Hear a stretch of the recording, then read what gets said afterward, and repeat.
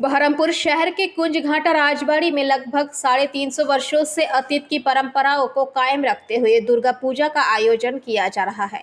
भारत के स्वतंत्रता आंदोलन में बंगाल के पहले शहीद महाराजा नंद कुमार ने कुंज घाटा राजबाड़ी में इस पूजा की शुरुआत की थी।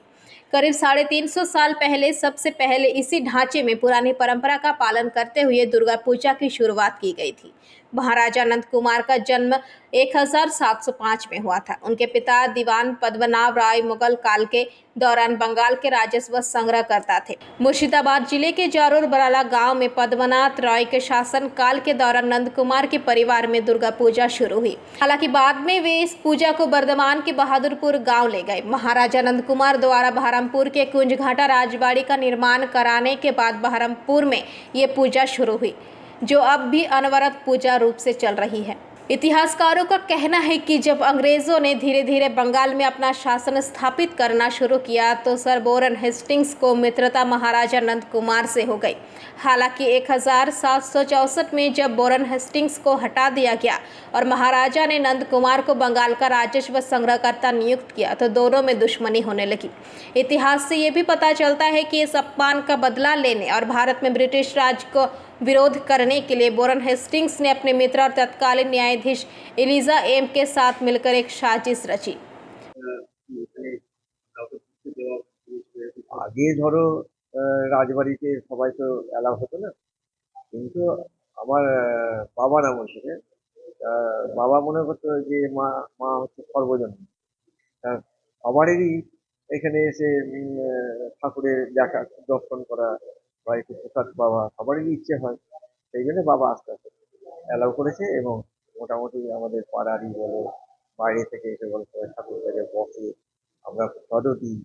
হ্যাঁ, তারপর পাড়ার কিছু লোকজনদেরকে 3 দিন ধরে খাওয়ানোও হয়। হ্যাঁ, সেগুলো চলে আসছে। পূর্বে আমরা শুনেছি, বাবার কাছে শুনেছি নীলকণ্ঠ পাখি ষষ্ঠীর দিন আসতো এবং দশমীর দিন কোথা থেকে আসতো, আবার দশমীর বাইরে কোথাও ঘুরে বেড়ানোর মতো সময় হয় না, হয় না। মানে বাড়িতে এত কাজ ছেড়ে আর বাইরে বেরোনো হয় না, এইখানেই কাটে এই 4 দিন। হ্যাঁ, অনেক মানুষই আসে এখানে, তাদের সাথেই কথাবার্তা বলে থাকে।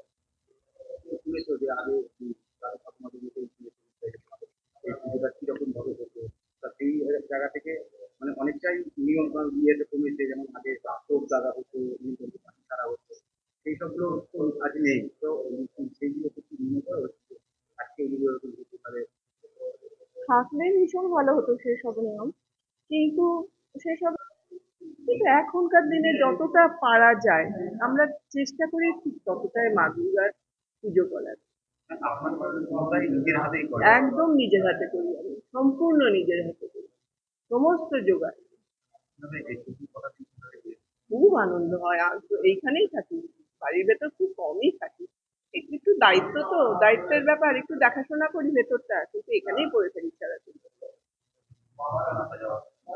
বেশি এখানে পুজো আগে নিয়ম ছিল না, আগে কাউকেই উঠতে দিত না চণ্ডীমণ্ডপে, আমাদের যখন পুরোনো চণ্ডীমণ্ডপ ছিল, কিন্তু এখন সবাইকেই উঠতে দেওয়া হয়।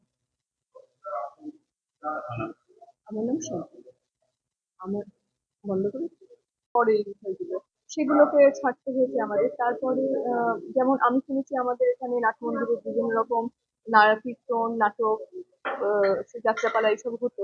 বর্তমানে সেগুলো এখন হয় না, কিন্তু এখন যে গান, আড্ডা, গল্প, ওর বিভিন্ন রকম আমরা বর্তমান যুগে যেরকম ভাবে আনন্দ করি বা করতে পছন্দ করি সেসব তো ঘটে।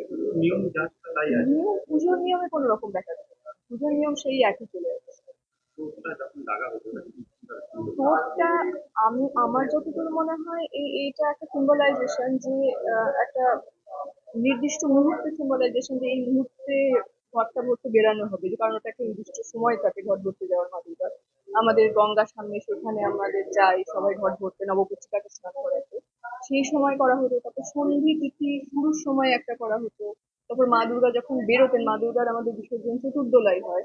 যে ब्यूरो रिपोर्ट पीबीटीवी न्यूज। नियमित अपडेट एवं दुनिया भर की ताज़ा खबरों के लिए हमारे फेसबुक पेज को फॉलो एवं यूट्यूब चैनल को सब्सक्राइब करें। রানীগঞ্জ শহরের এনএসবি রোডে অবস্থিত সুসজ্জিত এবং মনোরম পরিবেশে অতিথিদের পরিষেবার জন্য তৈরি অতিথি in hotel and restaurant. Hotel অতিথি ইন পরিষেবায় থাকছে অত্যাধুনিক সুবিধাযুক্ত এসি রুম। অতিথি ইনে পকেট ফ্রেন্ডলিতে আপনি পাবেন single and double bedroom. Festival সিজনে থাকছে স্পেশাল ডিসকাউন্ট। তাই উৎসবে অনুষ্ঠানের যে কোনো দিন পাশেই পাবেন হোটেল অতিথি in, metro plaza, NSB road, Raniganj, Muthoot finance building. যোগাযোগ করুন এই নাম্বারে 7872933666 এবং 9434133666।